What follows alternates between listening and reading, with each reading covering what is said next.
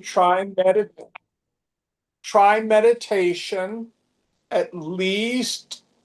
You shoot for 20 minutes a day. If not 20, do 15. If not 15, do 10.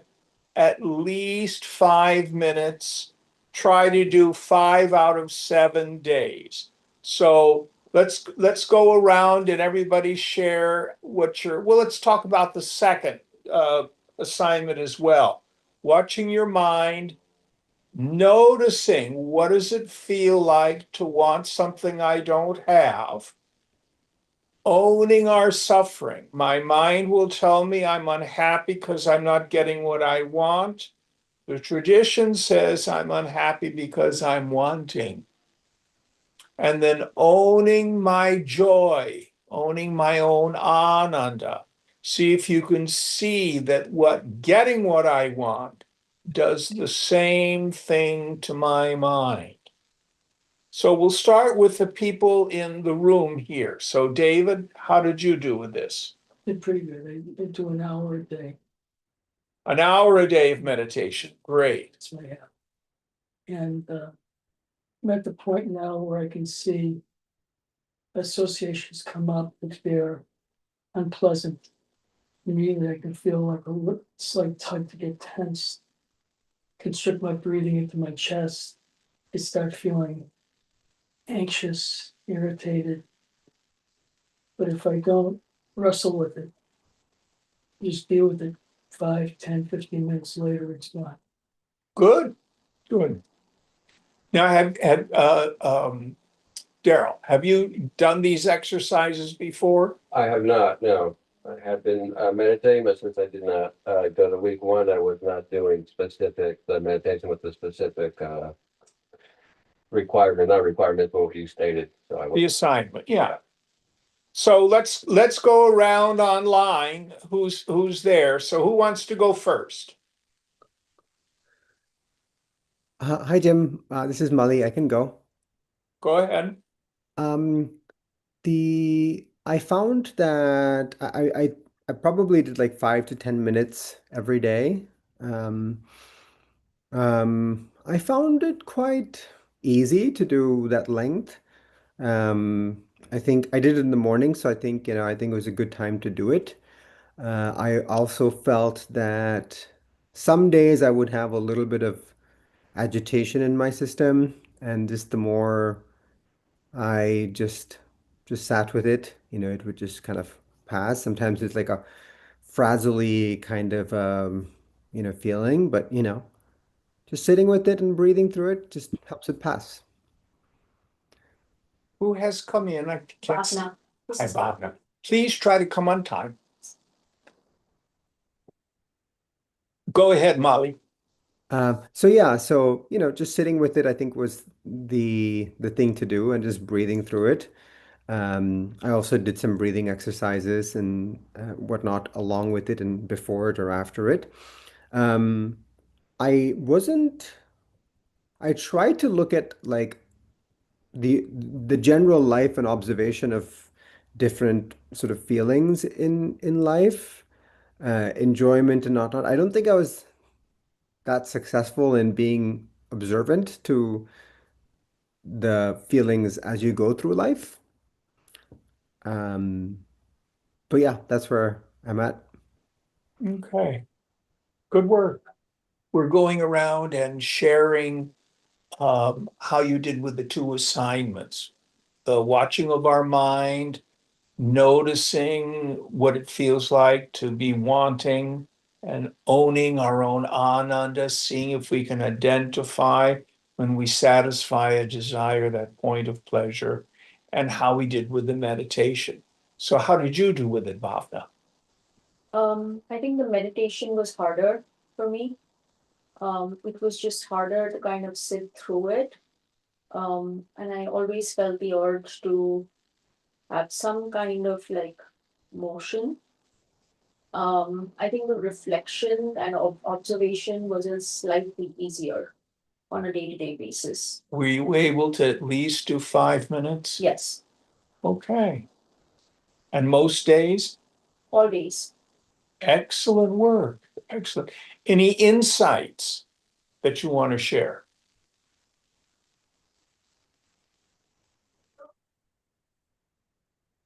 I think the observation really did help put things into perspective, like the day-to-day kind of annoyances or frustrations, particularly with something or someone at work or at home. I think they were somehow easier. I just felt more resilient. Okay. Let's go back to the online people. Who wants to share next? I can go. This is Sandra.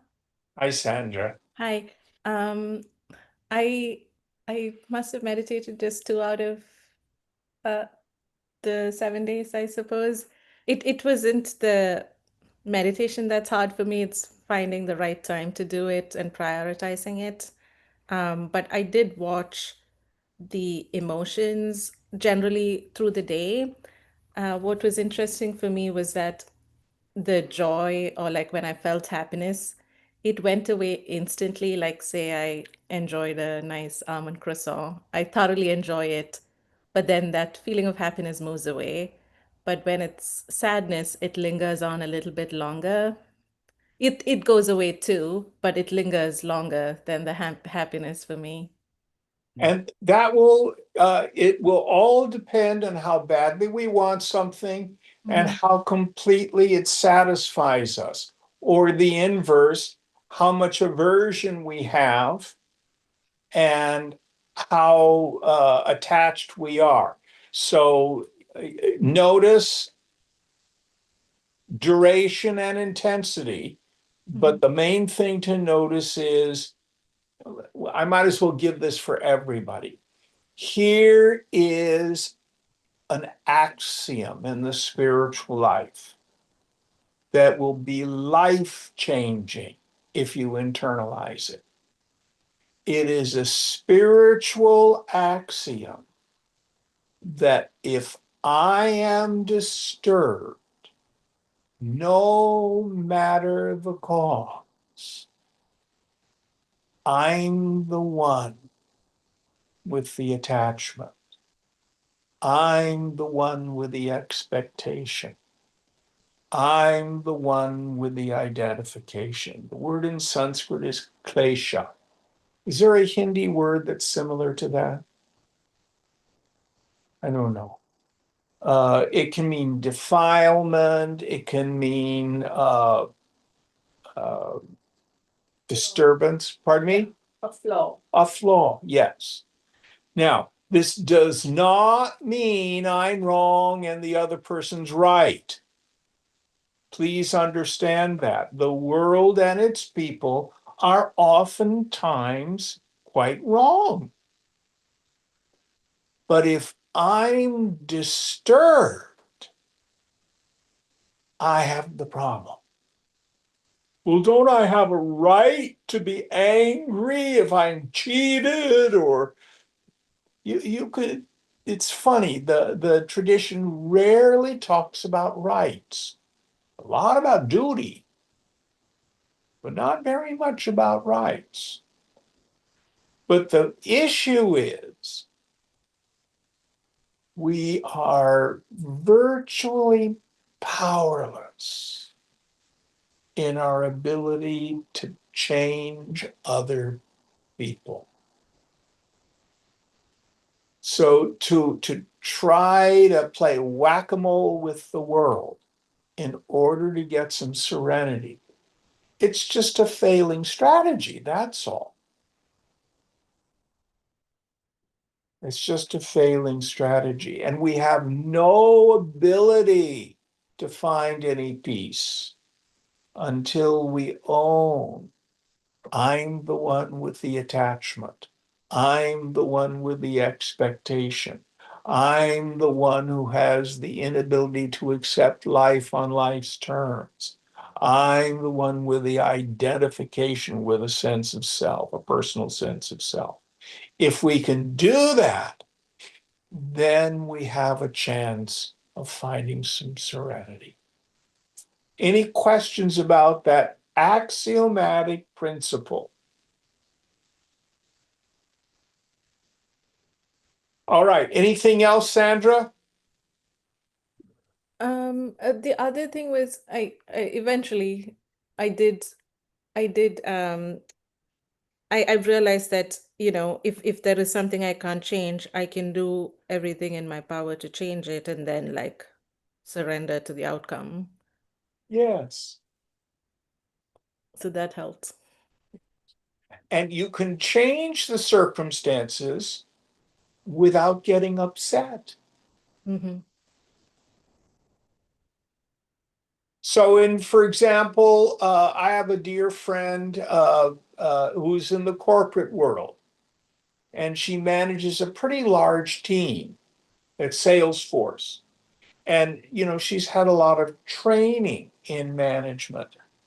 But when a subordinate is not performing or is problematic, if you get upset every time somebody is problematic, you're a wreck. So you learn to be solution oriented, but getting upset is not a solution. Is anybody online in management in the corporate world or has a team they work with? Yes. Yes. Have you found that's a reality as far as good management? Is what again? Say it again. You can work to improve the performance of a team or deal with a superior that you have difficulty with, but you don't have to get upset about it. You could be solution oriented. So to practice this detachment, this letting go, does not mean be a doormat.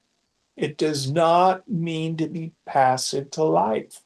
It all has to do with, am I upset about it or not? People learn this, for example, in martial arts. You're much more effective in martial arts if you have a cool mind.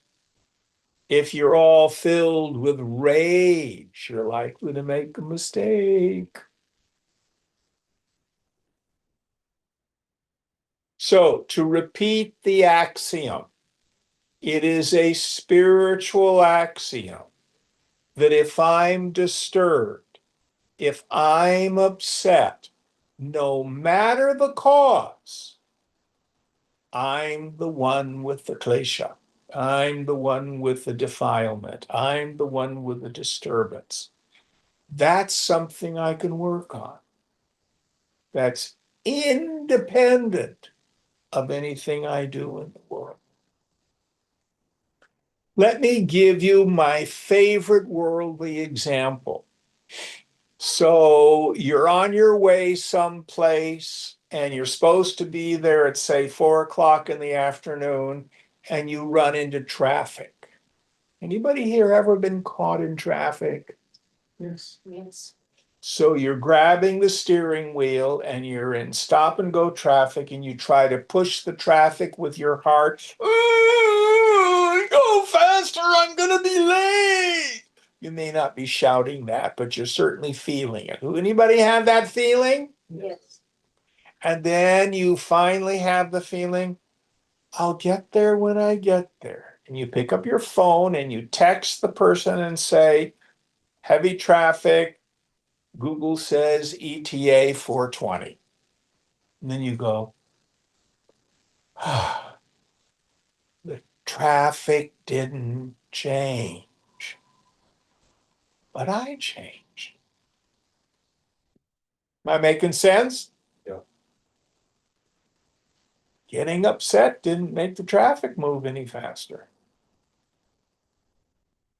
Now, I'm much more likely to think, I wonder if there's another way to get to this location. So I look for alternative routes on Google. I can think more clearly when my mind is cool. Good work, Sandra. All right, next person online.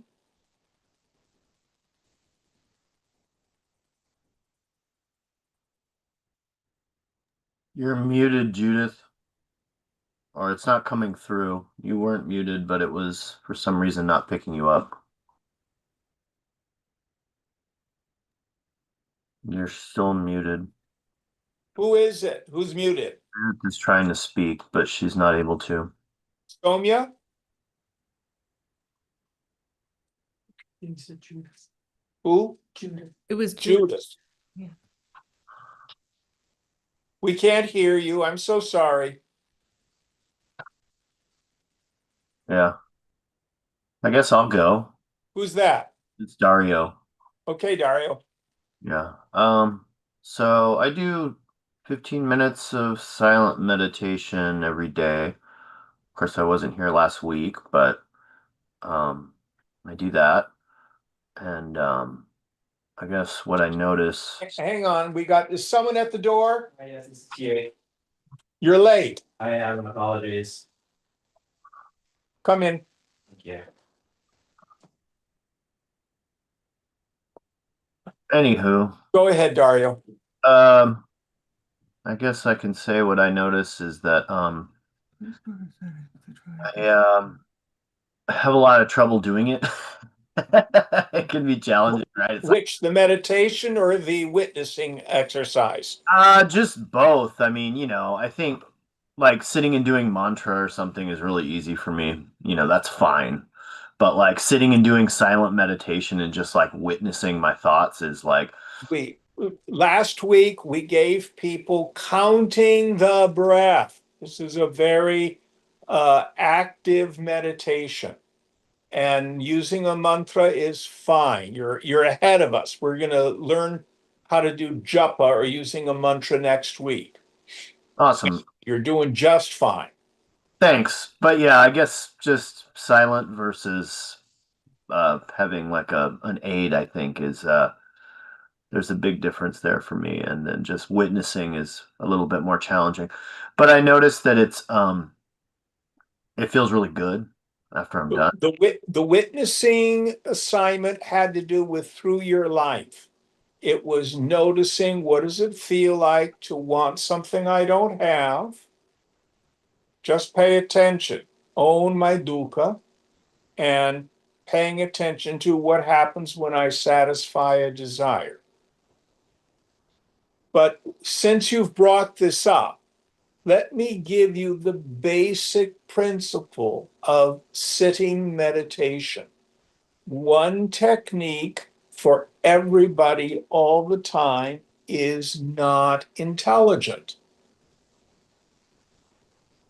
So what you need to know is the basic principle of sitting meditation. The subtler your mind, the fewer meditative supports. The noisier your mind, the more meditative supports we use. The challenge is be successful, not arrogant. So you're doing, if japa works for you, if chanting a mantra helps you sit and be quiet, that's exactly what you need to do. If your mind gets more quiet, then you can drop the mantra. If you've had a really upsetting week, you may not only need to do the mantra, but use a mala, or you may need to just put on Krishna Das and sing along and do bhajans. Whatever works. But that's the general principle. When the mind is gross, gross here doesn't mean bad. It just means it's more active. The more meditative supports, the more quiet or subtle the mind, drop the supports. Is that useful? Yeah. Thanks, Jim. Anyone else online? I can try again. Can you hear me now? And who's that, Sonia? Yeah. Oh, you can hear me now? Absolutely. Okay. Okay. I did not come last week, Jim. I never told you, I was in a Vedanta convent for 25 years. Okay. So I sit every day. The Swami Prabhupada, he would use the word sit because he would say meditation is like a very high state. So I always use that. It's fine. Yes, yes, yes. So I do meditate every day. It's just automatic. I mean, I can't at this point, I Like can't not breathing, meditate. like air. Yeah, Yes. like that, yes. And I could just say, I guess I've come here because I've come to your classes and I really get something out of the classes, and I wanted like a review of of meditation. One, I can always use help dealing with the mind. And I at this point I've had a lot of health issues, and at this point I've just kind of, I mean, taking in what I've gathered over the years. I don't, I mean, I used to use a mala, I used to use a mantra, etc., like prayer of Saint Francis, all different things. And now I just do, now means at present, it can change next week. I sit and I do some breathing exercises, and then I just sit silently. That's And fine. that's and of course doing all these things, watching the mind, watching what's happening. I could tell an instance that happened last night. I dropped a can on my foot, and Oh, it hurt a little bit, and then I went about my business. And then at night, it hurt so bad I couldn't put my weight on it. And I actually crawled from one place to, it hurt that bad. oh dear. So it's midnight. I put ice on it and I'm lying down. And what I did is this practice where, because I was desperate, you do the practices when you're desperate. And I was like, oh my God, this pain. I took something and took something else and I have my ice on it. And then I did this practice where I was like trying to find where the pain is. It was like, is it in this toe? Is it in this toe, like that? And then, That's becoming fully conscious of it. Yes. yeah, that's what I did. And eventually I fell asleep, and here I am, the pains. It's like minimum. It's like just a little stiff. Let me give you another axiom. Yes. Sonia has shared this out of direct experience. Any mental experience, and of course, our experience of pain is mental, but it can be any upset, any mental, psychic, physical experience that's fully experienced tends to dissipate. Any experience, physical or mental, that is resisted or denied Hmm. tends to persist. Crazy. It's opposite of what our minds usually tell us. We want to get away from the experience that's painful. And the tradition says, no, lean into it. Oh, what's this about? And you intuitively did exactly the right thing. Very, very good work. And I offer to kiss it and make it fester, but I'm far away. Anybody else online want to share?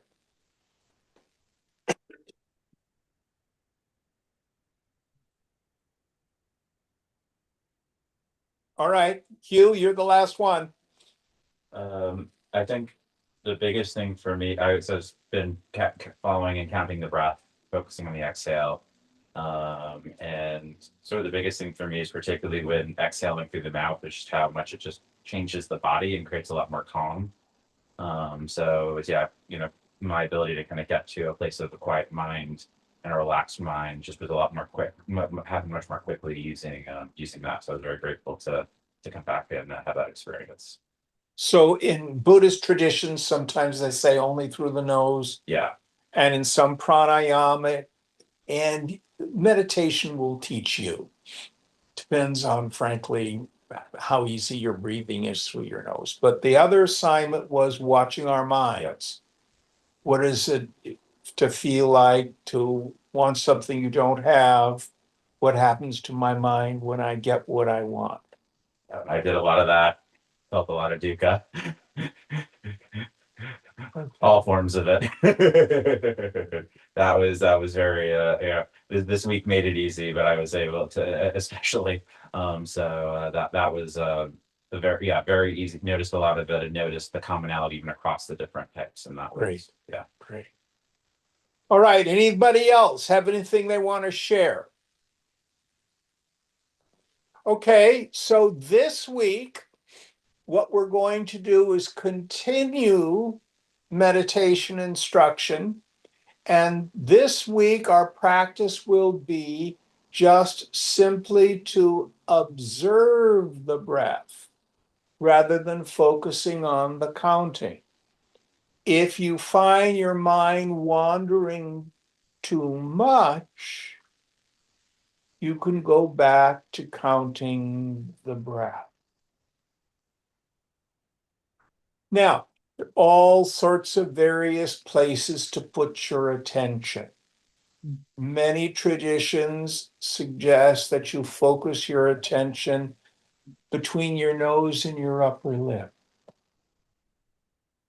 Just breathing through your nose, becoming aware of the breath there. That's great. There are some Zen traditions which have you focus on what they call the hara, or your solar plexus. Breathing from your belly. Other traditions say focus on the heart.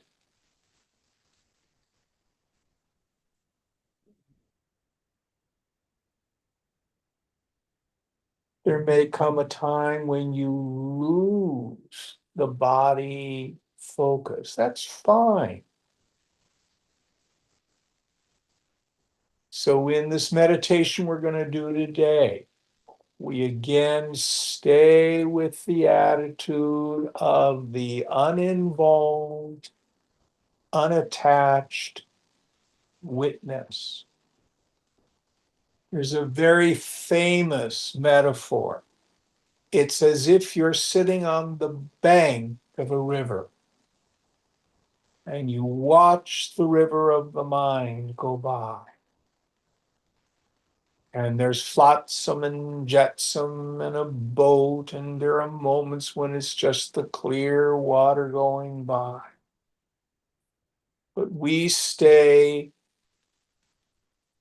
established on the bank. What you may find is the next thing you know, you see a boat going by and you're on the deck and you're going through the hold. That's when you get caught up in the story, the theme of your thinking, the narrative. Avoid getting caught up in the dead past, shoulda, woulda, coulda, and the unborn future. Take all that, just put it on the shelf, and endeavor to stay right here. Another very effective metaphor of observing the mind in meditation. It's as if you're outside in, say, a market, and you're talking with a friend, and you see people walking back and forth behind you, or behind the other person. You know they're there. But that's not what draws your attention. Your attention is the conversation that you're having with your friend.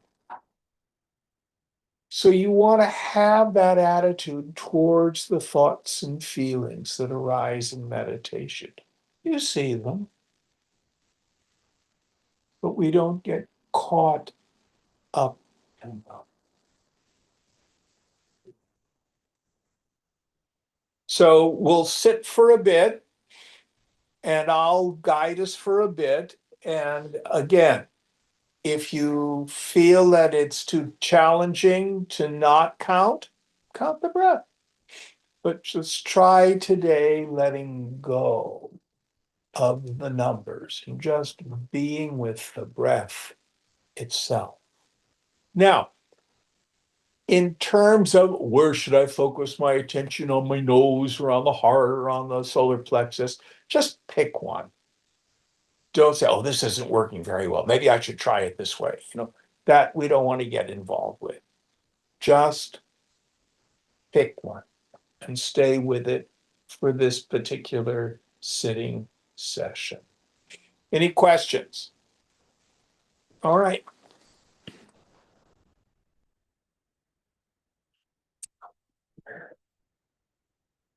So again, let's keep the back straight, the spine, neck, and head in alignment, hands in an open and receptive position in your lap.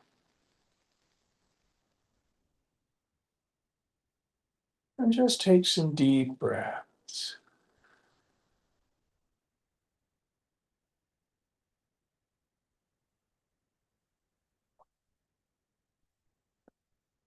And you can do the body scan that we did last week if you wish. But we're going to abbreviate it now. And just with the mind's eye, go through the body and see, do I have any tensions? I got a little bit in my left shoulder. Just let it relax. See if you can just breathe into any tension. So the body is in an alert but relaxed position. Whatever our issues are, let's set them on the shelf. Meditation is not a time to problem solve.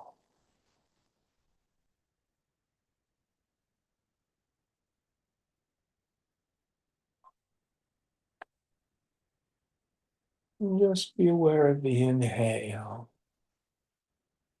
and the exhale.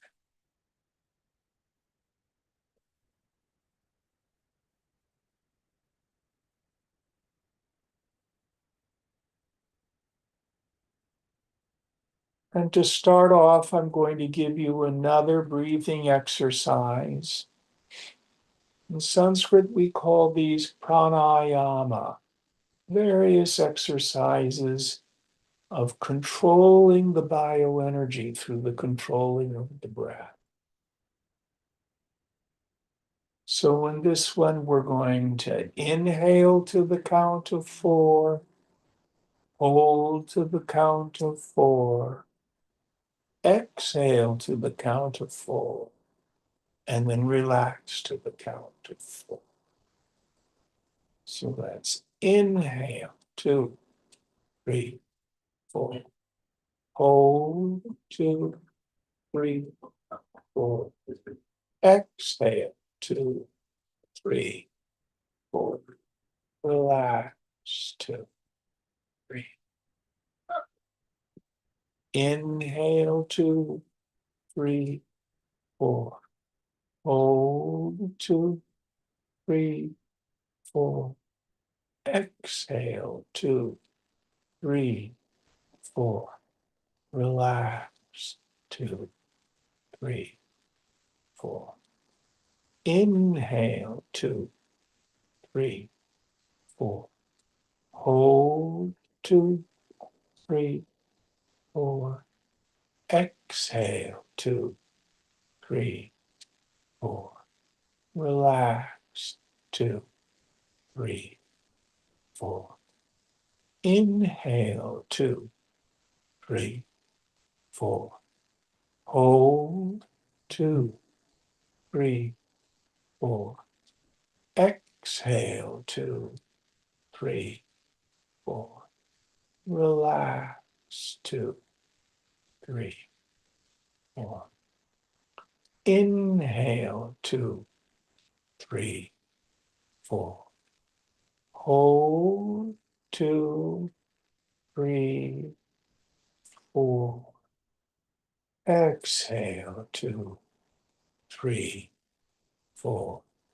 Relax. Now just let the breath come naturally.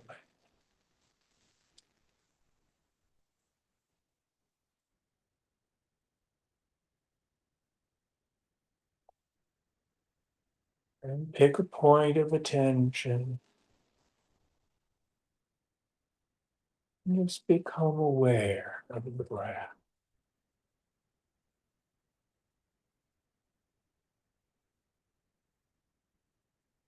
Just watch the mind.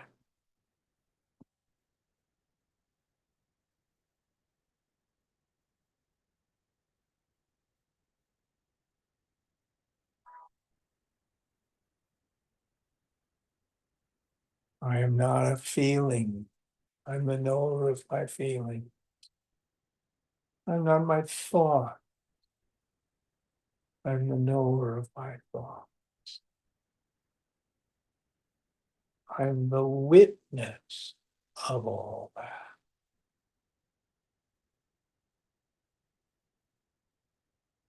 Like a person sitting on the bank of a river, I watch the mind flow by.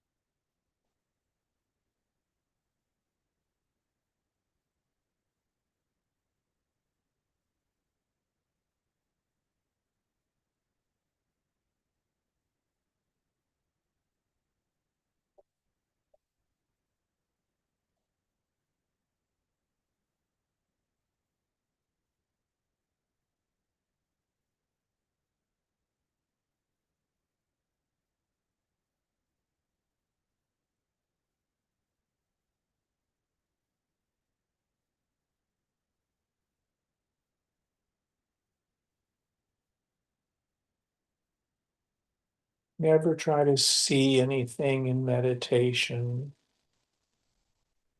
If you have an image, it's just another form of thought. Let it go.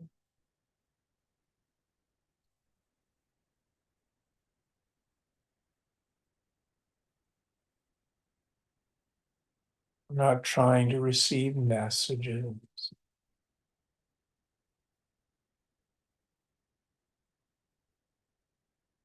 I'm simply watching the mind.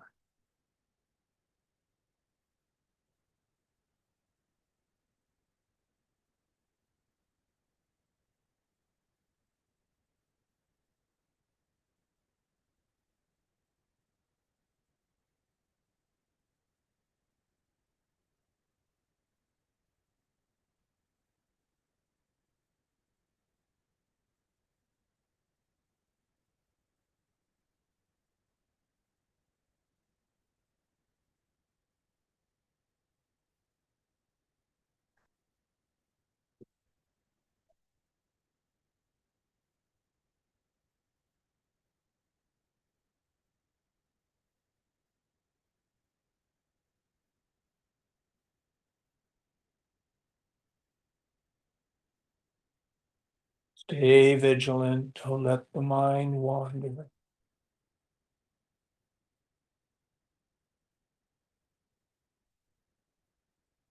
One.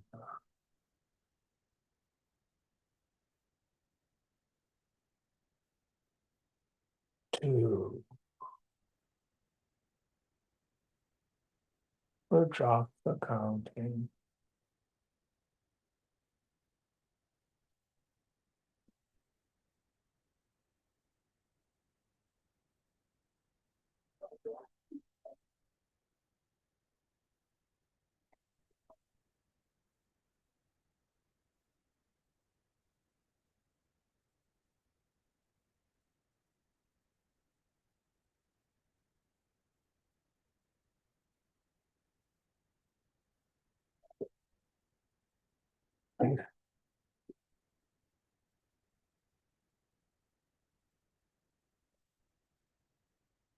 One of the most important things meditation teaches us is the fundamental impermanence of a mind state.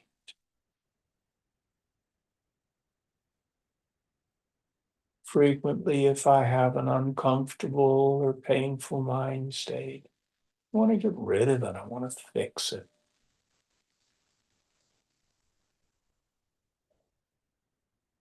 What we learn is if I just do nothing and just sit there,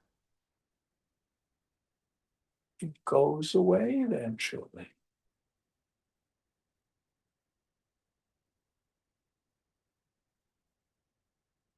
It's the nature of the mind.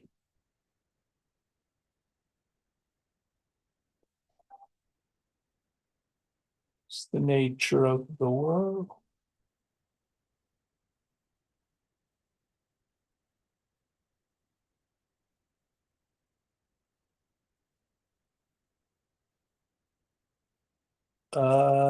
Yeah, not eternal, impermanent, finite.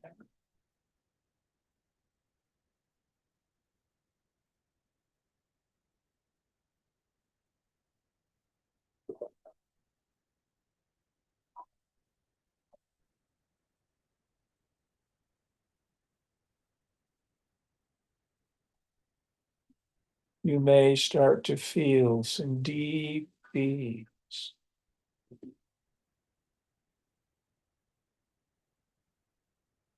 Don't be concerned if it too is temporary.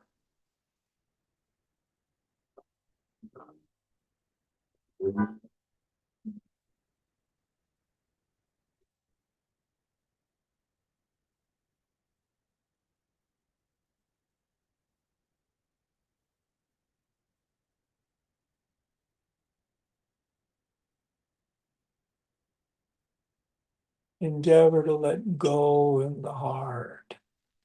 Let all our strivings cease.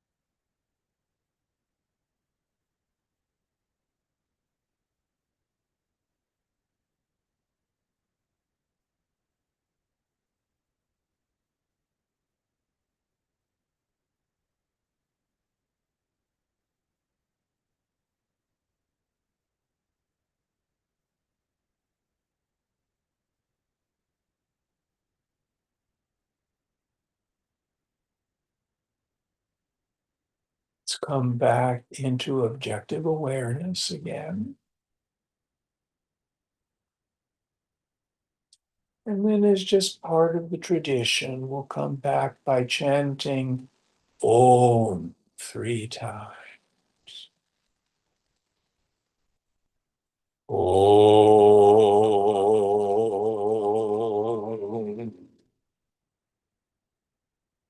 Om. Om.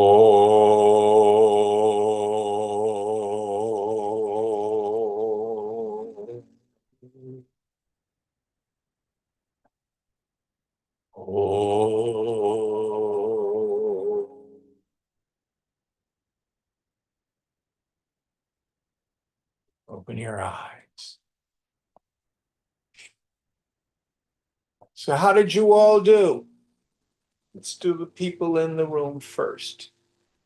Any reflections or thoughts on your sitting? I mean, there's a lot of feelings of discomfort in the abdomen right now, which is where I happen to be focusing. So thoughts weren't too bad. I was just kind of being present with the body. But even then, I was like, okay, this is Because you're ill or you got to go to the bathroom or nothing in particular. Just guess a bad breakfast maybe. I tend to focus on posture, my body being correct or not correct, being comfortable. Those are usually the things that take me away. And I try to just keep present what you had mentioned, that you do your best and then you let the rest go. And that worked pretty nicely. And I was able to relax quite a bit and not worry about my posture or my back or my spine or anything else. And just be quiet. And it was very nice. I think for me, it takes a lot of effort to keep focusing on the breath. And the moment I don't, I find myself thinking about to-do lists in the future. I gotta do this, I gotta do that, oh, what about this? yeah. And so I have to actively focus on the breath. And it takes a lot of effort. Yeah. The 6th chapter of the Bhagavad Gita, Abhyasa Yoga. Lord Krishna teaches Arjuna how to meditate. And at the end of the chapter, Arjuna says, oh Lord, trying to control the mind is like trying to control the wind. Sound familiar? And Krishna says, true, Dad. He really says that. But it is possible with practice.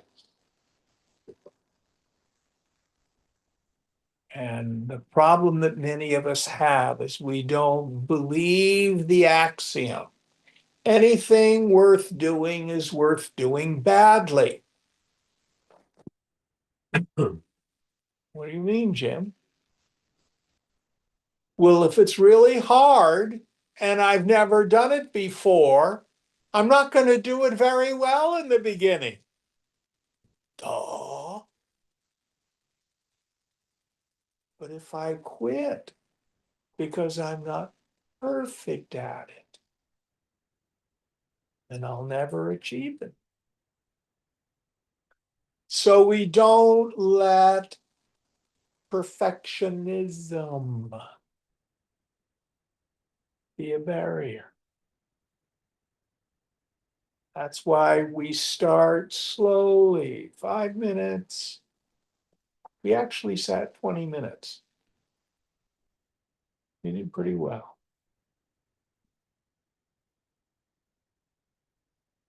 And we'll talk about why the mind goes into to-do lists, etc. That's part of today's lesson. David, anything to add? Just that I find that the meditation is easier in a group. Yeah. It creates a gestalt. It depends on the group. But in a class like this where we have a group intention, yeah, it's easier. How about the Zoomies? Anybody online want to share?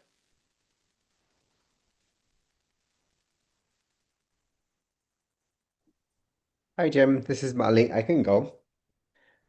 Go. Um, I found that I would oscillate between moments of really feeling good, free of thoughts, anchored in breath, and the other side, which is moments where my thoughts are running, but they're running in the background. Hmm. And it's just like something that's happening in the background. And I'm like, am I observing my breath or am I observing my thoughts? Is this kind of happening? You know, like sometimes when you read, you're actually reading, but at the same time, there's something that's another You're thought. thinking while you're reading. I know Yeah. what you mean. Yeah, yeah. Bit like that is how I felt at moments. And then I would focus on the breath or focus on counting and it would sort of come rein it in, right? But that was my experience. Anybody else?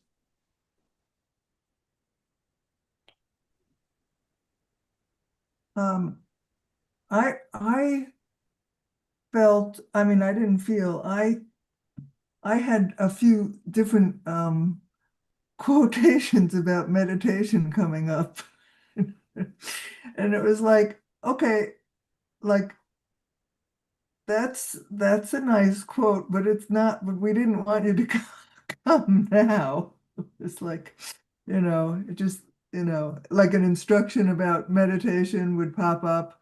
Two or three of those came up, and it was like, well, I guess that's better than other thoughts, but okay, not necessary. You can go now. That's what I did. Good point. We don't evaluate. Oh, this is a really important thought or a very spiritual thought. Let it go. Excellent work. Excellent work. This is not easy. This is not easy. Cut yourself some slack if it's a challenge. Anybody else online want to share? I was able to focus on my breath, but my mind did, oh, this is Sandra, sorry. But my mind did go to some work to-dos. But interestingly, I was catching myself when my mind was wandering and bringing it back. Good And work. I did think about other things quite often. I did go in and out. Welcome to the human condition. Especially in the first blossoming of our meditation.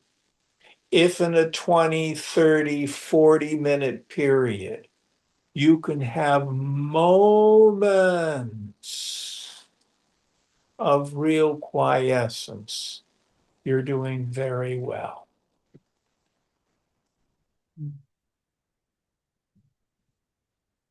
You're doing very well. Our goal is not to stop the flow of the mind. It'll take its own course. This practice will dial down the frequency and the volume of thought.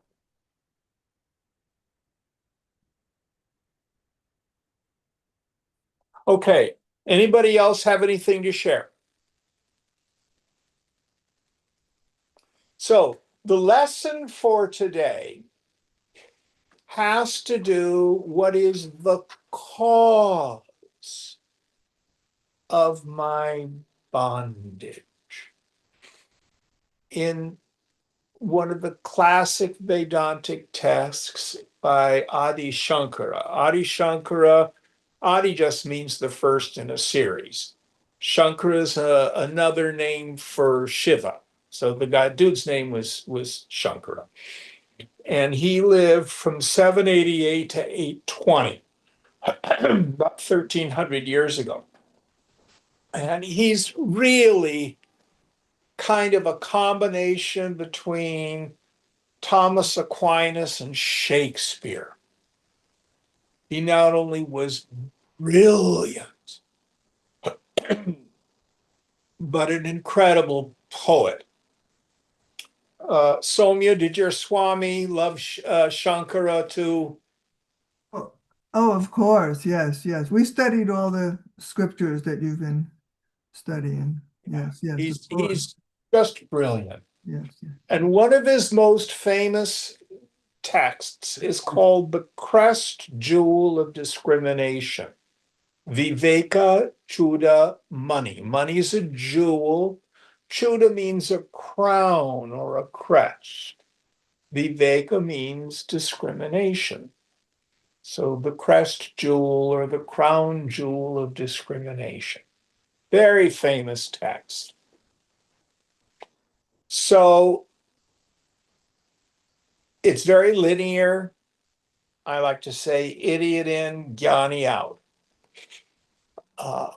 But in the early part of the text, the student asks 7 questions. These are the very famous 7 questions. Now, let me tell you what happens too frequently.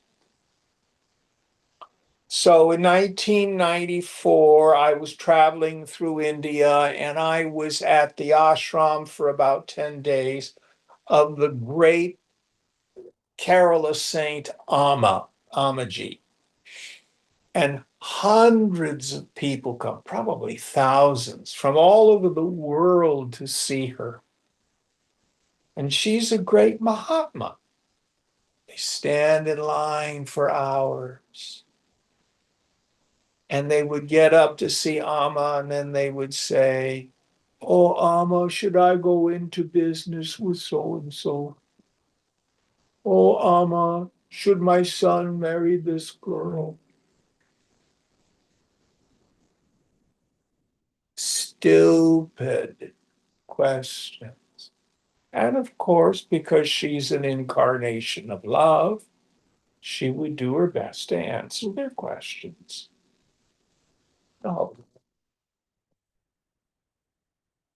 But part of what we need to learn to do is figure out what are the right questions to ask the teacher.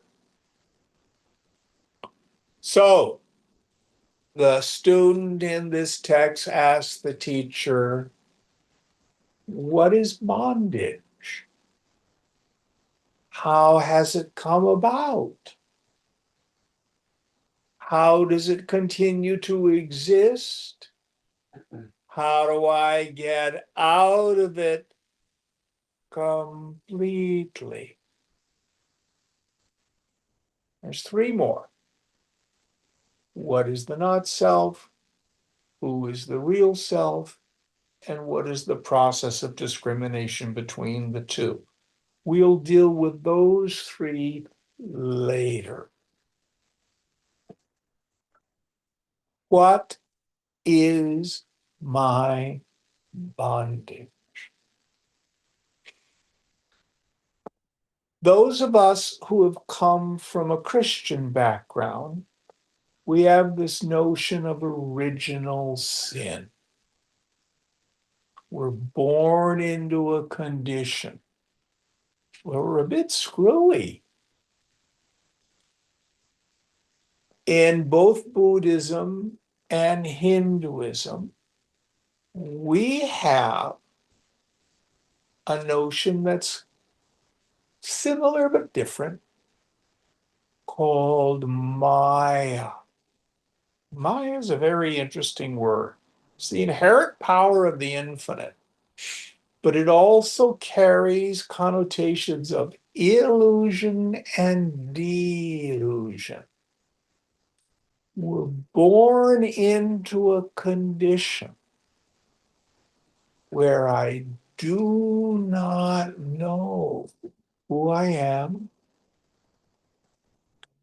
And I do not know the reality of this world. I do not know who God is or where God is. So my problem is one of fundamental ignorance.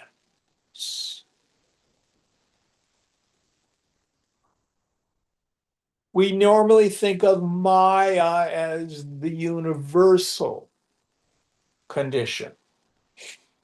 The word that in Sanskrit we usually use for my personal ignorance is avidya. Vidya means knowledge, avidya means ignorance. So I have a condition of spiritual ignorance. Now listen very carefully. If my problem is ignorance, it is not an ontological problem.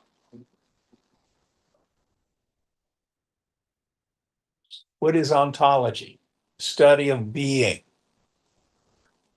So I think we're coming up on a very important Jewish holiday, Yom Kippur, the Day of Atonement.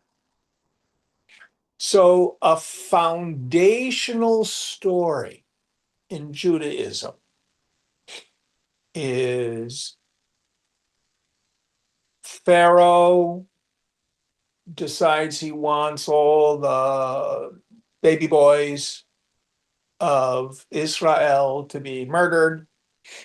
Moses' mother wants to save him, puts him in a wicker basket, and sets him in the Nile. And Pharaoh's daughter finds this baby in a basket and raises Moses in the court. So he's raised thinking he's a prince of Egypt. Later on, he finds out, no, you're not an Egyptian. You're a Hebrew. You're an Israelite. Now, he did not change as a being. His skin color didn't change. His facial figures did not change. But something very important changed. His sense of identity, who he thought he was. That was transformative for him. Let's fast forward into the 20th century, and there's movies of Tarzan. Who has ever seen a movie about Tarzan? So Tarzan's parents, they crash in the jungle, they die. Tarzan is raised by the apes. He's raised thinking he's an ape. And the explorer comes along, and there's one movie that was, I think, in the 60s. It's called Greystoke, the story of Tarzan. And there's one scene where the explorer, because Tarzan's grown up now, he says, "Anima, anima, anima, anima." And the camera pans to all these various jungle animals. And then he goes, "Man, man." And Tarzan has a realization. He's not a chimpanzee or a gorilla. He's a human. Now, he didn't all of a sudden grow an opposable thumb. All the body hair didn't fall off his body. Ontologically, his being did not change, but his understanding of who he was changed profoundly. I have a confession to make. I love Antiques Roadshow. Anybody here watch Antiques Roadshow? Okay. So I can remember one episode, this woman brought in this brooch. It looked very gaudy. And it was kind of silvery in color with all these little tiny clear gems of some sort. Big old kind of blue-green stone of some sort in the middle. It was her great-grandmother's from the Victorian period. She thought it was costume jewelry.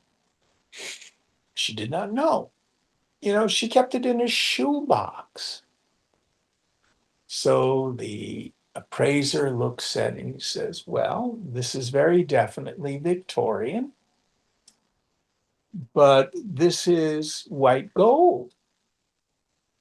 And these gems all around the outside are diamonds. And the large stone in the middle is a sapphire. Your costume jewelry is worth about $250,000. She goes, now, did the jewel change? No. No? What changed? I understand. Her understanding of what she had. She was able to appreciate its value and enjoy. So listen very carefully. The truth about who you are. You are birthless, changeless, deathless. You cannot be born, you cannot die. Your very experience of I, self, is the place where God and the human being are the same.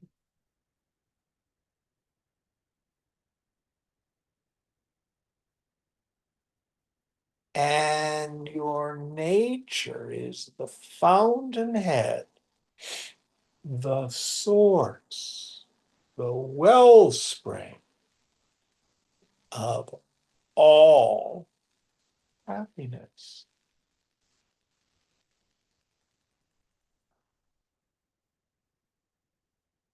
That sure sounds good, Jim, but I don't feel it. I feel like I'm my body. I feel like I'm a person. And I have issues.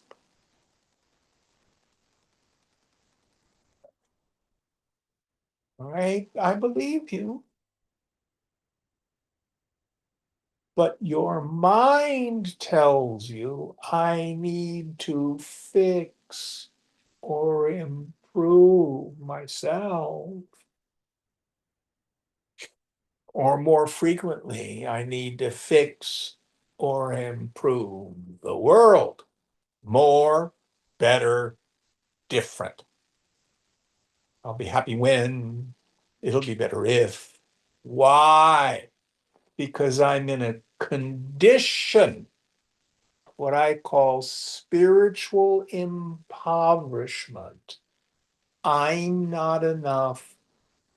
There's not enough. And if that were true, then trying to fix me or fix the world seems very logical.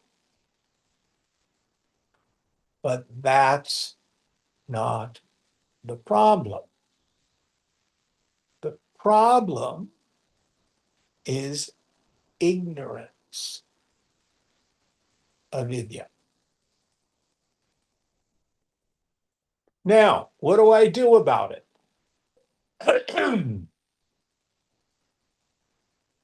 I just thought of a song lyric. How many jumping jacks do you need to do in order to know the song lyric I'm thinking of? Infinite. Is that going to work at all? No. How many times do you need to run around the block? 1,000,000. Still won't work. No action that you take will solve the problem. Hugh asked me what song lyric I'm thinking of. What song lyric are you thinking of? We all live in a yellow submarine. Do you know what song lyric I'm thinking of now? Yes. Yeah. So what was the antidote to your ignorance? Inquiry. Investigation. Find out.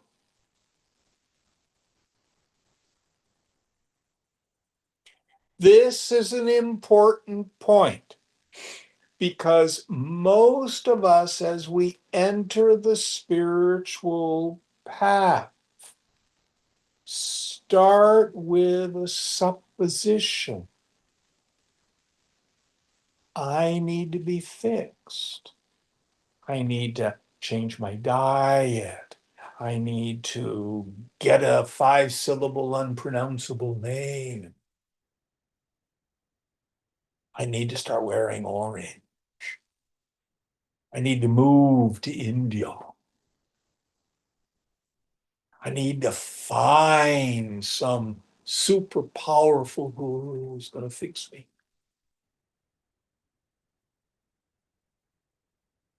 I need to do this, go there. We'll go into what all these various practices are and what their efficacy is. But they fundamentally don't deal with the problem. And the problem is, I do not know who I am.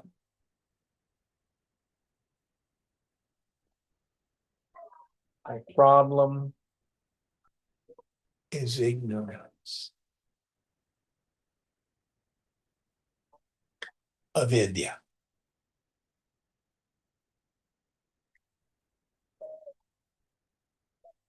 What is bondage?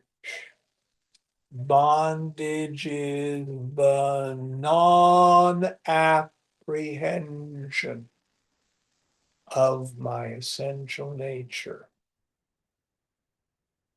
and the subsequent misapprehension I superimpose upon myself the qualities of the non-self. Check our time. Another very famous image. Somya will recognize this from Shankara. Raju Sarpa, snakes and ropes. You familiar with that, Somya? Yes, of course. So, Snake in the rope, yeah. story. This dude is walking down a dusty road and he's tired and it's dusk and he's not paying too much attention. And all of a sudden he's about to step, the next step, and he goes, ah! There's a snake on the path. Jumps back. Terrified. I'm a goner. Mhm. It's gonna bite me, and I'm dead. Another traveler comes up behind him, and the first guy says, "Don't come any closer. There's a snake here on the road. I'm gonna be a goner, but you don't come any closer."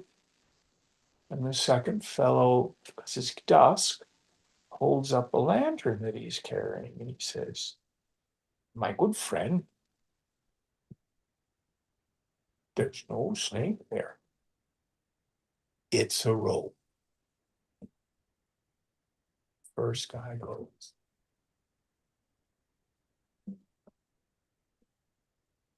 "Oh, you're right. It's a rope." Boy, did it look like a snake. Now, this is called, I'll give you the technical term. You don't need to remember this, so just for those who have an interest. Adhyasa. Adhyasa means superimposition. First thing that happened was the non-apprehension of the rope. And then came the subsequent misapprehension. The fellow superimposed the snake. Now, was the snake on the ground?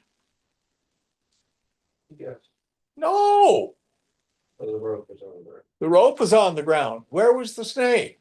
In the head, Yes. Say that again. in the head. In his mind. Yes. This is my problem. First, the non-apprehension of my real nature, and then the subsequent misapprehension.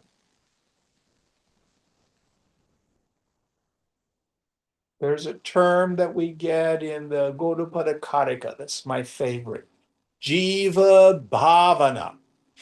Bhavana means an attitude or a feeling. Jiva means the sense that I'm a person. So, earlier reading of scripture, oh, I'm the jiva, I'm the transmigrating soul, I have to accrue merit and deal with my sins, and in another life I'll have a better life, and then eventually I, this person, will have this experience of being liberated. Well, what does that mean? Oh, I'll be joined to God, or I'll merge with the infinite. No problems. You know, some of us believe in Santa Claus. That's not what happens.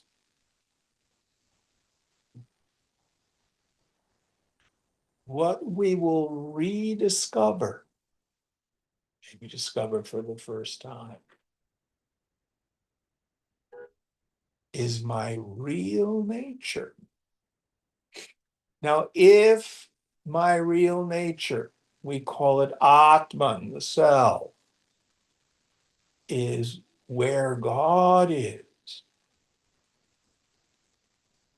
and God is a changeless reality, I, the person, do not become a changeless reality. Moses did not change into an Israelite. Tarzan did not change from a chimpanzee into a human. The jewel did not change from costume jewelry into a precious sapphire. The snake did not change into a rope.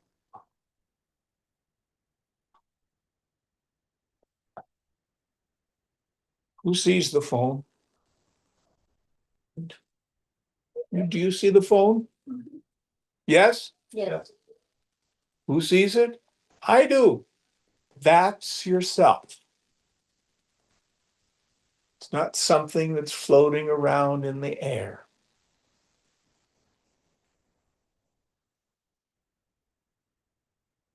That's yourself. Well, I feel like I'm a miserable creature, Jim. I understand that. I understand that. But what I need to do is investigate that direct experience.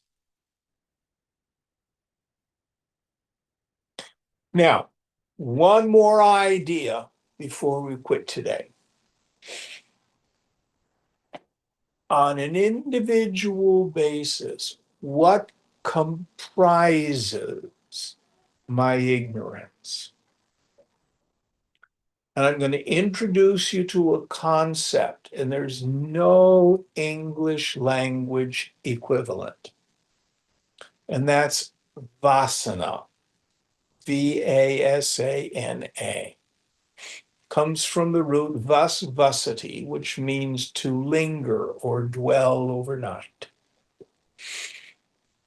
One of the classic images is if a woman comes into the room and she has a very fragrant perfume and she leaves the room and someone else comes into the room and they go, "Oh, Soundarya must have been here. I can smell her perfume." Something that lingers. A vasana is an impression that's left in the mind as the result of previously performed egoistic actions, meaning it involves I-ness and minus, where I have an experience and then after the experience, I think about it. Gee, that was really fabulous. I would like to do that again. Or the flip side, that sucked. I'm never going to do that again. I'm not speaking to that person. I-ness and minus, determined after the fact of the experience. And those impressions go into the unconscious and they comprise this cocoon of my ignorance.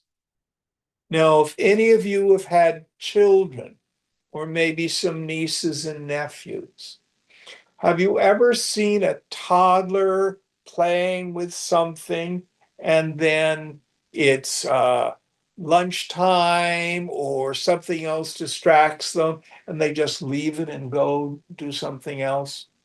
Anybody seen a kid do that? It leaves no impression.